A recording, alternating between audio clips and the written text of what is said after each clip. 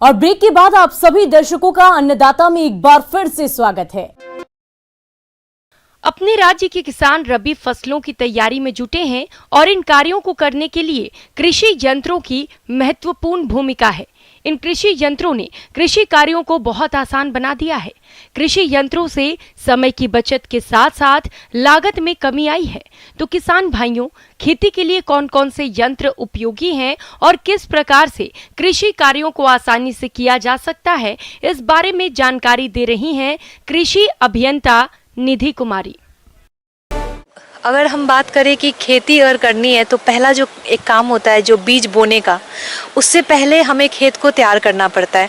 और खेत को तैयार करने के लिए हमारे पास बहुत सारे यंत्र होते हैं, कर्षण यंत्र जिसको बोलते हैं। और खेती में जुताई का महत्व बहुत ज़्यादा होता है, क्योंकि अगर बीज सैया तैयार करना होता है तो हमें खेतों को पल्वराइज करना होता है, उसमें उसको भुरभुरा बनाना होता है। बीज बोएं तो वो अच्छे से जर्मिनेट हो जाए, वो अंकुरित हो जाए। तो इसके लिए हमारे पास दो तरह के इम्प्लीमेंट्स होते हैं, टीलेज इम्प्लीमेंट्स जिसको बोलते हैं। एक तो होता है प्राइमरी, जिसको बोलते हैं प्राथमिक कर्षण यंत्र, दूसरा होता है द्वितीय कर्षण यंत्र। तो प्राथमिक कर्षण यंत्र जो होते हैं उसमें जैसे आप मान लीजिए जितने भी प्लाऊ होते हैं, जिसके पीछे नाम प्लाऊ लगा रहता है, उसको हम बोलते हैं प्राथमिक कर्षण यंत्र। तो अगर आप देखें पहले ज़माने में हमारे यहाँ होता था देशी प्लाऊ, जिसको आप बोलते हैं हल अगर देखें तो वो हमारा प्राइमरी टीलेज इम्प्लीमेंट था। तो अभी भी जैसे आप देखेंगे गांव में बहुत ही रेयर हो गया है कि दो उसको बैल लगा के हम उसको प्रयोग में लाते हैं। तो इससे क्या होता है, एक लाइन बस आपका होता है, तो इसकी एफिशिएंसी काफ़ी कम होती है। तो हम लोग अब आ गए हैं मोल्ड बोर्ड प्लाऊ की तरफ। मोल्ड बोर्ड प्लाऊ भी आप चाहें तो इसको बुलॉक से भी चला सकते हैं, जिसको बोलते हैं बैल से चला सकते हैं, और नहीं तो इसको हम ट्रैक्टर ड्रॉन वाला चलाते हैं। तो इससे हमारे 25 से 30 सेंटीमीटर की गहराई पर जुताई होती है। मोल्ड बोर्ड हल ये एक ट्रैक्टर चलित यंत्र है।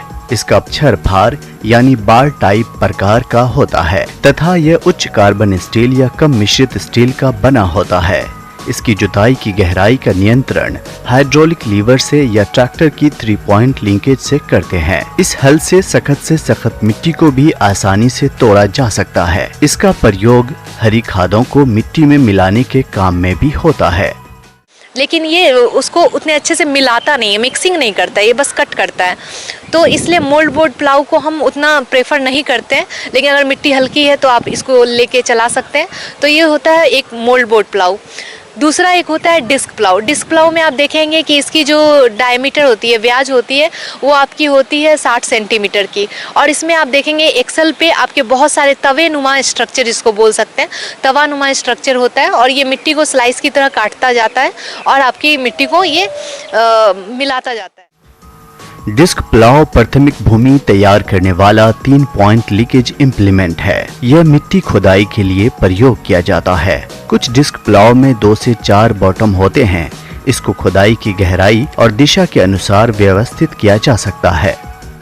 तो इसकी जो ब्याज होती है थोड़ी ज़्यादा होती है, 60 सेंटीमीटर। तो इसका जो एफिशिएंसी होता है थोड़ा ज़्यादा होता है डिस्क प्लाऊ का।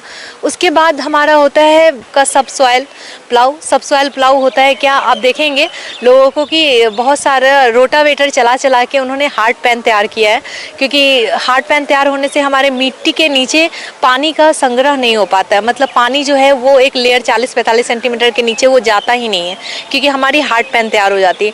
तो हम लोगों को बोलते हैं कि सबसॉइल चलाएं। ट्रैक्टर चलित सबसॉइलर हल।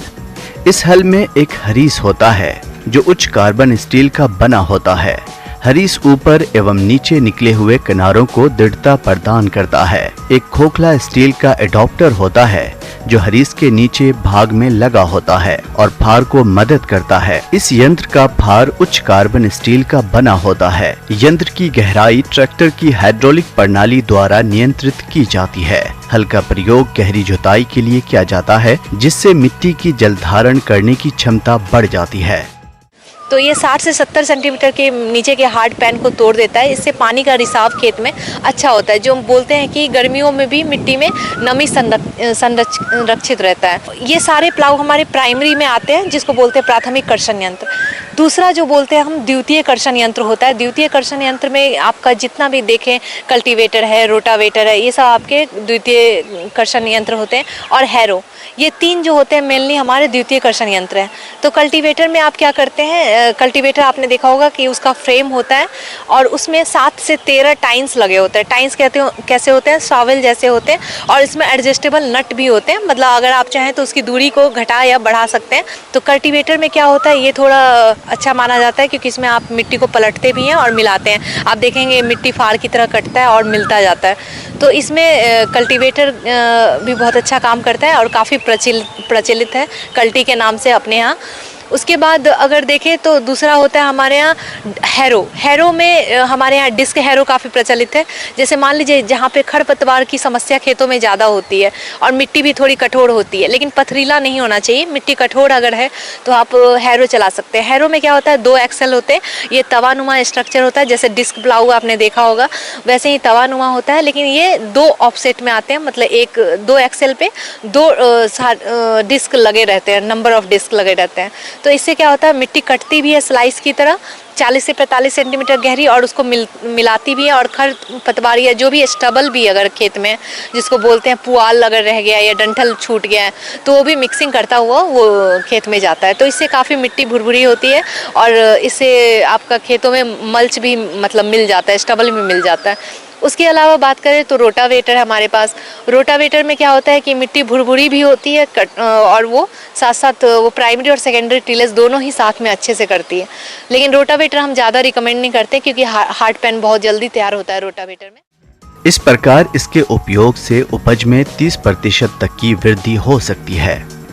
मिट्टी में सुधार होता है, मिट्टी की जलधारण क्षमता बढ़ती है, खेत की कठोर परत टूट जाती है। इससे मिट्टी को पौधों की जड़ों के विकास के अनुकूल बनाने में मदद मिलती है। मिट्टी के नीचे छुपे हानिकारक कीट, उनके अंडे, प्यूपा आदि मिट्टी की ऊपरी सतह में आ जाते हैं, जो सूर्य के सीधे संपर्क में आने से नष्ट हो जाते हैं। तो ये भी एक बहुत अच्छी विधि है। लेकिन हमें जो भी अगर टिलेज इम्प्लीमेंट चलाना है तो हमें ये ध्यान रखना होता है कि खेतों में कंकड़ पत्थर, जैसे बड़े बड़े बोल्डर्स हैं, पत्थर है, ये सब नहीं होना चाहिए खेत में। अगर है तो आप इसको परिष्करण कर लें, उसके बाद आप अपने टिलेज इम्प्लीमेंट को चलाएं। दूसरी बात ये होती है कि अगर आप किसी भी प्रकार से कोई भी मशीन अगर प्रयोग में लाते हैं तो उसका रख रखाव बहुत ही ज़रूरी है। आप इसको अगर गीली मिट्टी अगर लगी है तो इसको आप हटाएं, इसको सुखाएं। हटाने के बाद इसको ग्रीसिंग करें, जहाँ जहाँ नट बोल्ट्स हैं वहाँ पे बियरिंग है उसको आप ग्रीसिंग करें। उसके बाद अगर आप बात कर लें कि अगर अनुदान राशि दे है कि नहीं, भारत सरकार ने काफ़ी अनुदान राशि की भी बात कही है, जिसमें कि आपको 40 से 70% तक की अनुदान राशि मिलती है। तो आप इसका लाभ उठा सकते हैं और ये काफ़ी बढ़िया है। आगे और भी है खेती बाड़ी से जुड़ी बहुत सी रोचक जानकारियां, कहीं नहीं जाइएगा, रुकेंगे एक छोटे से ब्रेक के लिए।